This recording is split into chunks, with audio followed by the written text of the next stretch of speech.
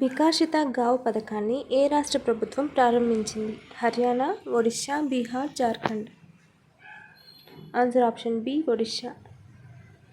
గ్రామీణ పట్టణ అభివృద్ధి అంతరాన్ని తగ్గించడానికి ఒడిశా ముఖ్యమంత్రి మోహన్ చరణ్ మాఘీ వికసిత గావ్, వికసిత ఒడిశా పథకాన్ని ప్రారంభించారు. ఈ పథకం 5 సంవత్సరాలలో 5,000 కోట్ల బడ్జెట్తో 60,000 గ్రామాలను అభివృద్ధి చేయడమే లక్ష్యంగా పెట్టుకుంది.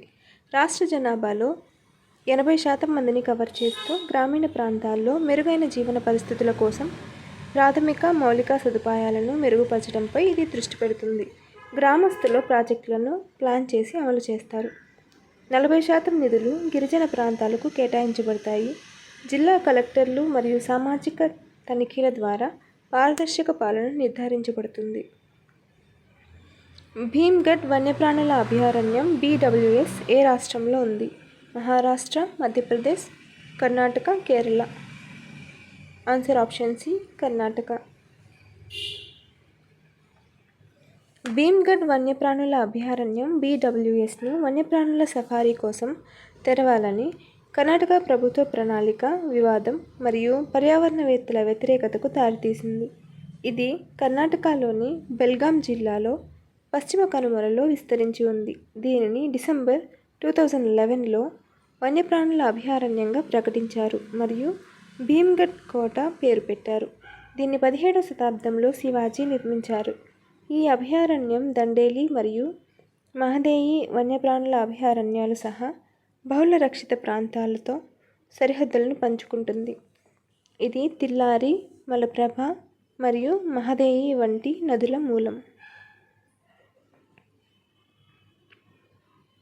జాతీయ సఫాయి కర్మచారి కమిషన్ NCSK ఏ మంత్రిత్వ శాఖ కింద పనిచేస్తుంది? సామాజిక న్యాయం మరియు సాధికారత మంత్రిత్వ శాఖ, హోం వ్యవహారాల మంత్రిత్వ శాఖ, ఆరోగ్యం మరియు కుటుంబ సంక్షేమ మంత్రిత్వ శాఖ, చట్టం మరియు న్యాయ మంత్రిత్వ శాఖ. ఆన్సర్ ఆప్షన్ ఏ సామాజిక న్యాయం మరియు సాధికారత మంత్రిత్వ శాఖ. కేంద్ర మంత్రివర్గం జాతీయ సఫాయి కర్మచారి కమిషన్ NCSK పదవీ కాలాన్ని 3 సంవత్సరాల పాటు పొడిగించడానికి ఆమోదం తెలిపింది. ఇది 1994లో జాతీయ సఫాయి కర్మచారి కమిషన్ చట్టం 1993 కింద స్థాపించబడింది. కానీ 2004లో చట్టబద్ధం కాని సంస్థగా మారింది. ఇది సామాజిక న్యాయం మరియు సాధికారత మంత్రిత్వ శాఖ కింద పనిచేస్తుంది. దీని ఉద్దేశం సఫాయి కర్మచారీల పరిస్థితులను పరిశోధించడం మరియు సంక్షేమ సిఫార్సులు చేయడం. ఇది ఇప్పటికే ఉన్న సంక్షేమ కార్యక్రమాలను మూల్యాంకనం చేస్తుంది, ఫిర్యాదులను నిర్వహిస్తుంది మరియు మాన్యువల్ స్కావెంజర్లుగా ఉపాధి నిషేధం మరియు వారి పునరావాస చట్టం 2013ను పర్యవేక్షిస్తుంది. వార్తల్లో కనిపించే దయానది ఏ రాష్ట్రం గుండా ప్రవహిస్తుంది?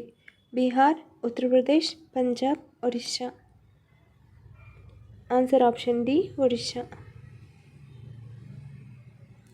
దయానదిలో కాలుష్యాన్ని నియంత్రించకపోతే ఒడిశా ముఖ్యమంత్రి నివాసం వెలుపల నిరవధిక సత్యాగ్రహం చేస్తామని నదీ సంరక్షణ కార్యకర్తలు బెదిరించారు. దయానది కుషభద్రా నది నుండి ఉద్భవించి ఖుర్దా మరియు పూరి జిల్లాల గుండా చిలికా సరస్సులోకి ప్రవహిస్తుంది. ఇది దాదాపు 37 కిలోమీటర్ల పొడవు ఉంది మరియు మలగుని నది ఉపనదిగా ఉంది. ఈ నది చిత్తడి నేల జీవ వైవిధ్యానికి మద్దతు ఇస్తుంది మరియు చేపలు మరియు వలస పక్షులకు ఆవాసాన్ని అందిస్తుంది. చారిత్రాత్మకంగా దయానది 261 BCE నాటి కళింగ యుద్ధంతో ముడిపడి ఉంది. అక్కడ అది మరణించిన సైనికుల రక్తంతో ఎర్రగా మారింది. అశోకుడు బౌద్ధ మతాన్ని స్వీకరించడానికి దారితీసింది. దశావతారం అనేది ఏ భారతీయ రాష్ట్రానికి చెందిన సాంప్రదాయ జానపద నాటక రూపం? మహారాష్ట్ర మరియు కర్ణాటక, మహారాష్ట్ర మరియు గోవా, గుజరాత్ మరియు రాజస్థాన్, తమిళనాడు మరియు Kerala. Answer option B Maharashtra మరియు గోవా. దశావతార ప్రదర్శనలు ఇటీవల మహారాష్ట్రలో ప్రారంభమయ్యాయి. దశావతారం అనేది 800 సంవత్సరాల చరిత్ర కలిగిన సాంప్రదాయ నాటక రూపం. ఇది విష్ణువు యొక్క 10 అవతారాలను సూచిస్తుంది. మత్స్య, కూర్మ, వరాహ, నరసింహ, వామన, పరశురాముడు, రాముడు, కృష్ణుడు, బుద్ధుడు మరియు కల్కి. ప్రదర్శకులు ప్రకాశవంతమైన అలంకరణ మరియు దుస్తులను ఉపయోగిస్తారు. వీటితో పాటు తెడ్డు, హార్మోనియం, తబలా మరియు జాంజ్ సింబల్స్ ఉంటాయి. ఇది మహారాష్ట్రలోని దక్షిణ కొంకణ్ ప్రాంతంలోని సింధుదుర్గ్ జిల్లా, గోవాలోని ఉత్తర గోవా జిల్లాలో ప్రసిద్ధి చెందింది.